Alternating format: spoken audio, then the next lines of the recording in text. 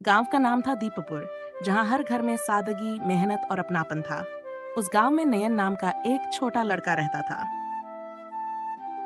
उसे एक आदत थी, वह हर किसी में सिर्फ बुराइयां ही देखता था। अगर कोई अच्छा काम भी करता, तो नयन उसमें भी कोई ना कोई कमी निकाल लेता।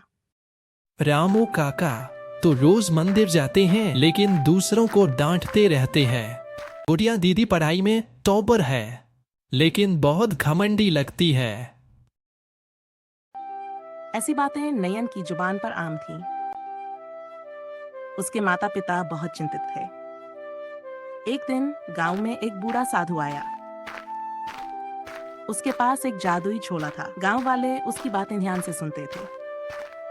साधु ने सबको संबोधित करते हुए कहा, मैं एक जादुई चश्मा लाया, जो इसे पहनेगा वह दुनिया को वैसा देखेगा जैसी उसकी आत्मा है।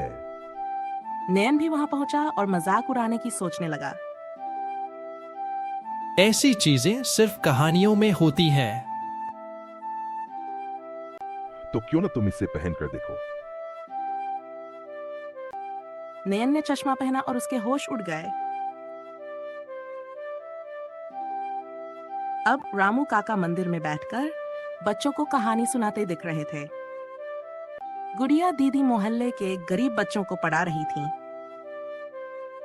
चंचल भाया, जिन्हें वह आलसी समझता था, चुपचाप रात को बीमार मां के लिए खाना बना रहे थे। यह कैसे हो सकता है?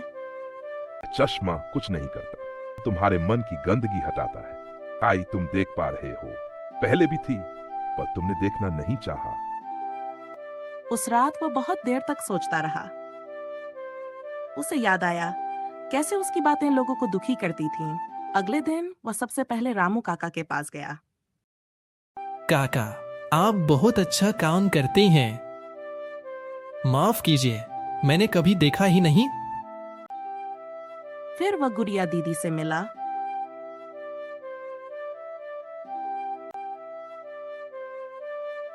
चंचल भाया के साथ बैठकर खाना बनाया।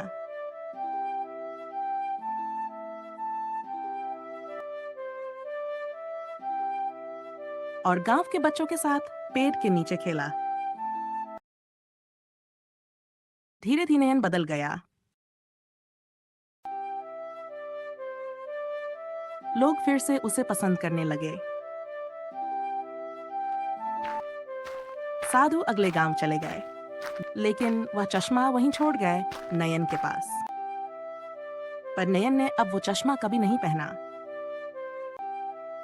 उसकी आंखें अब सचमुच की अच्छाई देखने लगी थीं। दुनिया वैसी नहीं होती जैसी हम सोचते हैं, बल्कि वैसी होती है जैसी हम उसे देखने का नजरिया रखते हैं।